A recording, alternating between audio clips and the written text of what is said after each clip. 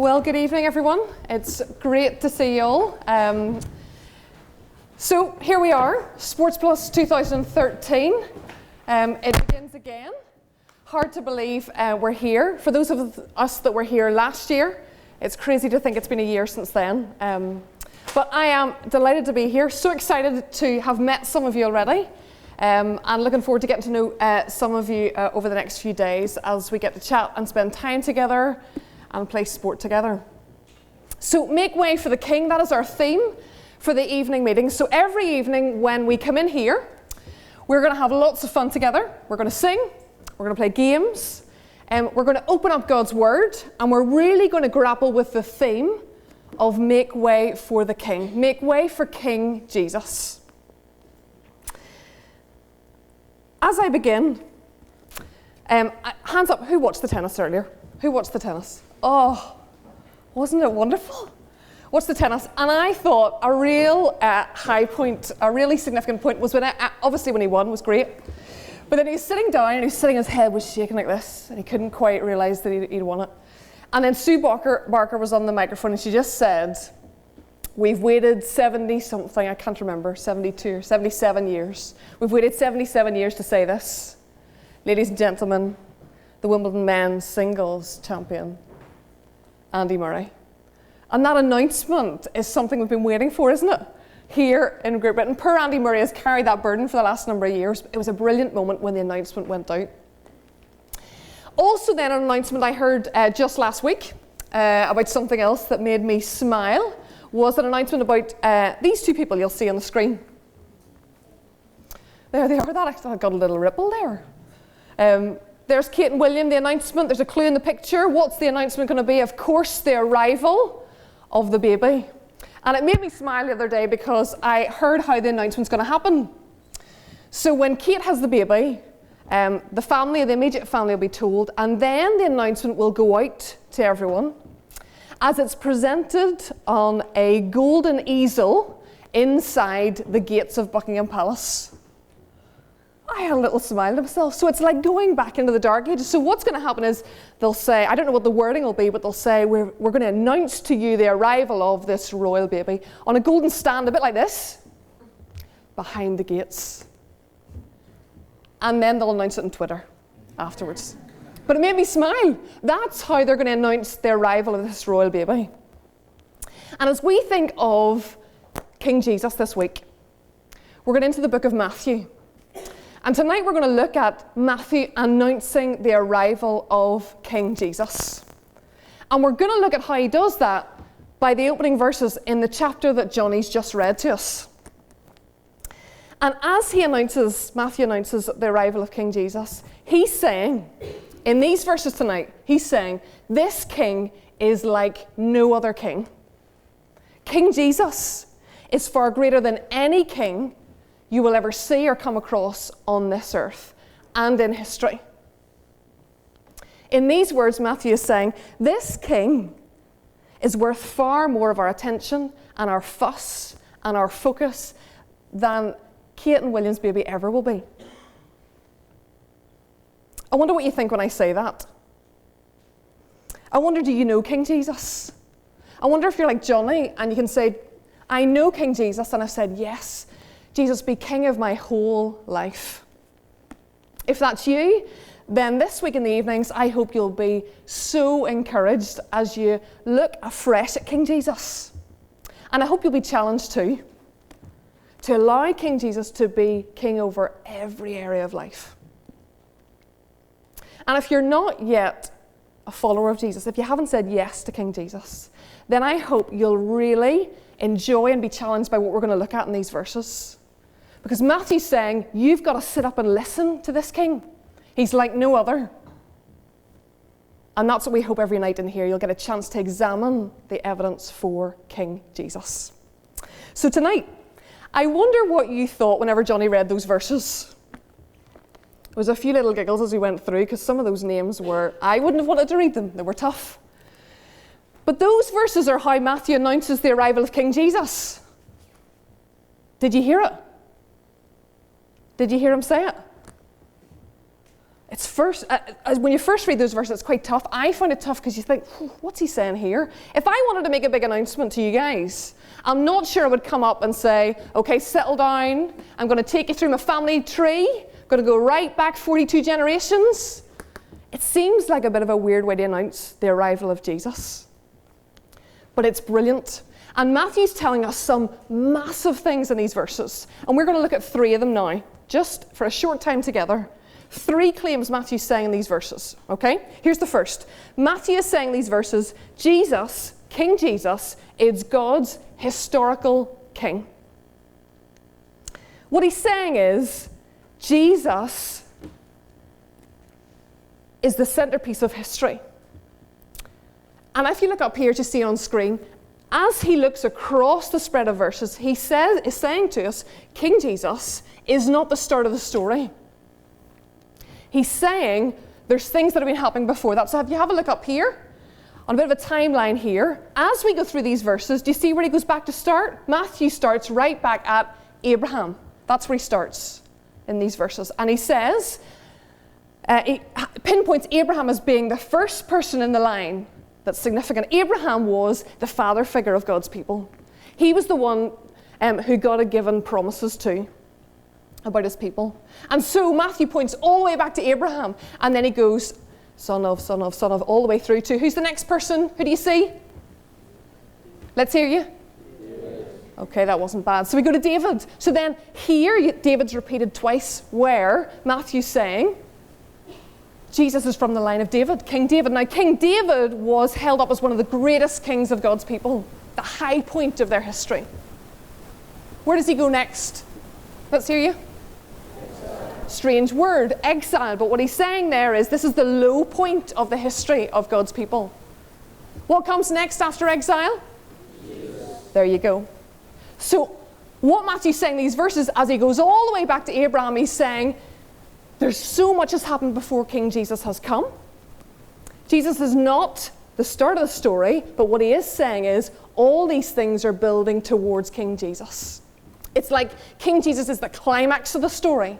It's like, the Old Testament is pointing towards Jesus, and then bam, Matthew's saying, he has come. He's arrived. The one you've heard about and you've read about, that king has come. That's what he's saying here as he takes us back over the family tree of Jesus, all the way back to Abraham. Firstly then, Jesus is God's historical king. Here's number 2 then. Jesus is God's promised king. Matthew's saying King Jesus, the person of Jesus we're going to look at this week, is the king that was promised hundreds of years before by God. He says 2 things about him. He calls him Son of David, first of all. Son of David. Now that we look at that phrase and say, well, it doesn't really mean much to us. The readers back then knew when he said that there was something significant. Because Matthew's saying Jesus is from the line of David, which son of means, is saying he is the one God promised to David. Have a look at what God said to David hundreds of years before. When your days are over and you rest with your fathers, I will raise up your offspring to succeed you, who will come from your own body, that's your line, and I will establish his kingdom. He is the one who will build a house for my name, and I will establish the throne of his kingdom forever. God promises to King David that someone from his line will be a king and reign forever.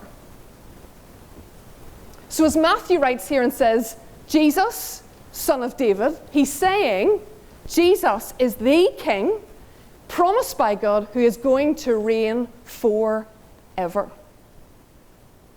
It couldn't be David's son Solomon because he died. He didn't reign forever. And Matthew here is saying it's Jesus. That promise back then, it's Jesus. It's found in him. And secondly, he calls him son of Abraham. Now, Abraham, remember, was the father figure to whom the promises God gave to him in Genesis. That's where you read about those. And check out what he said. God said to Abram, I'll make you into a great nation, and I'll bless you. And I'll make your name great, and you'll be a blessing, and all people on earth will be blessed through you. Now, when Matthew here says he's a son of Abram, it means from Abram's line. the promise of blessing is found to be true in King Jesus. So as Matthew says here, Jesus is God's promised king because he's the king that will reign forever, and because he's the king in whom you'll find blessing. And that's why that little phrase at the start seems a little bit, you don't really know what it means, but actually what Matthew's saying here is hugely significant. King Jesus is like no other king. He'll reign eternally, he will not die, and it's only in this king that you will find true blessing. I wonder now, are you seeing that this King Jesus is so much more significant than William and Kate's baby will ever be? It's a king like no other. That's King Jesus. And finally, this is the third thing that Matthew says. Matthew says King Jesus is God's perfect king. So I want you to think for a second, if you got the chance, not that you would, but if you got the chance to map out your family history. If someone did that for you, that'd be a little bit boring. I wouldn't want to do that. So imagine someone did that for you, okay? And then you could, if you wanted, put in there some of your own people you'd like to have in there. Who would you love to say you're related to? So I was thinking, who would I love to say I was related to? So I thought, I'd like someone with a good reputation. Famous is good. Someone quite famous, that'd be good. Someone with a bit of skill, talent. So the first person I thought, C.S. Lewis. Who knows who C.S. Lewis is? Great. What's he famous for? Yeah, Narnia. Wrote the Chronicles of Narnia. So imagine if you could go through your family tree and say, yes, just go back a few generations. C.S. Lewis, yes. I'm part of his family tree. He's part of mine. I think that'd be quite good. Or we're sports players. So I wonder who you would have. What sports player would you love to say is in your family tree, is in your blood? George Best. Oh, we've got George Best down here. Okay, good. Any other ideas? Who would you like to, what sports person would you like to put in there?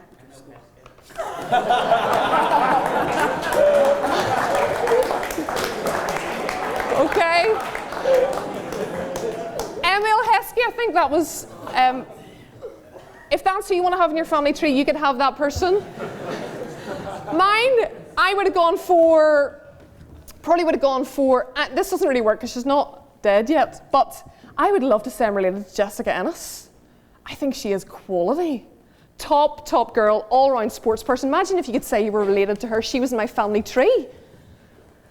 Well, here's the thing. That big long list of names that you saw read out there, most of those names will mean absolutely nothing to you and I. They sound weird. We're not really sure who they are. But here's the thing. That was not a list of names that you'd be proud of. That list of names that is the family tree from which King Jesus is born, is not a list of names you'd be saying, do you know what, I'm related to such and such. Because when we see who's in that genealogy, it's crazy who is in there. Totally unexpected.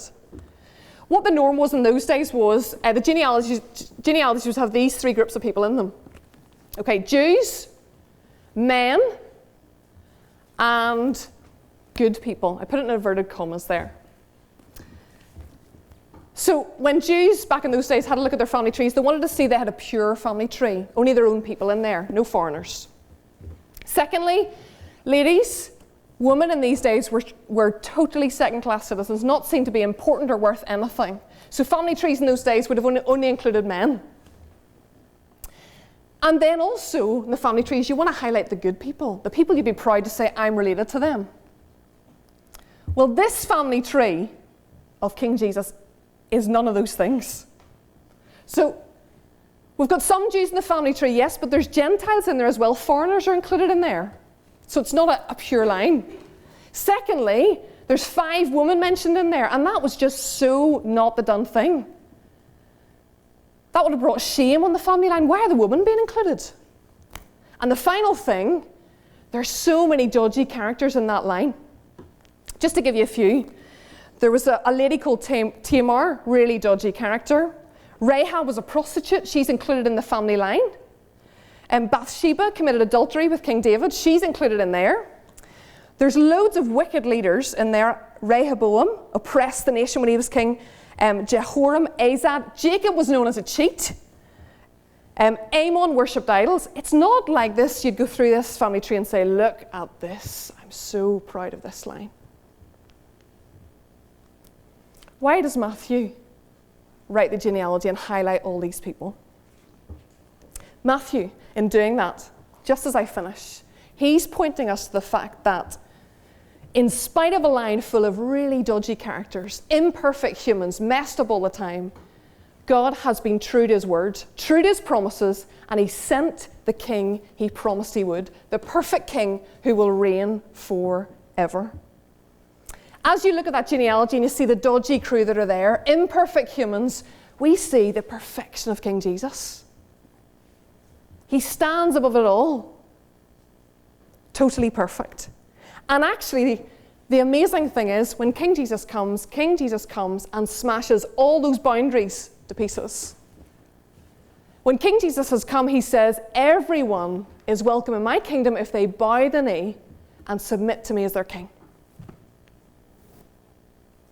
Women, men, the good, the bad. However many times you've been to church or many ever times you haven't been, whatever your past, whatever your background, whatever your family, all King Jesus offers his kingdom to all people who will bow the knee and submit to him and worship him as king. God's historical king, God's promised king, God's perfect king. In these opening verses, Matthew is saying, you've got to pay attention. This king is like no other. As you go back, you're going to go into your teams in a little while. We'd love you to continue to talk about King Jesus. We're going to do this all week. And as I said at the start, I don't know, as I look down, you're a lovely looking crew. I know some of you, I don't know all of you. But I don't know if King Jesus is king of your life. If King Jesus is king of your life, I want to challenge you this week to allow him to be king of every single area. You saw that in the video. See the little words? King of sport, king of exams, king of family, king of everything. If King Jesus is who Matthew is saying is here, then all we can do is give all back to him and say, yes, you are wonderful, you're magnificent, you are the king. And if you're not yet following King Jesus, I want to say to you, tonight, right now, as you go back in your team meetings, consider him, have a look at him. Because what Matthew's claiming here is hugely significant. He is a king like no other. And he's offering you a chance to be part of his kingdom. A chance to be part of his kingdom, to have him as king of your life. And he offers a life following him like no other. Your leaders here have bowed the knee and submitted to King Jesus. And we want to say this week, will you?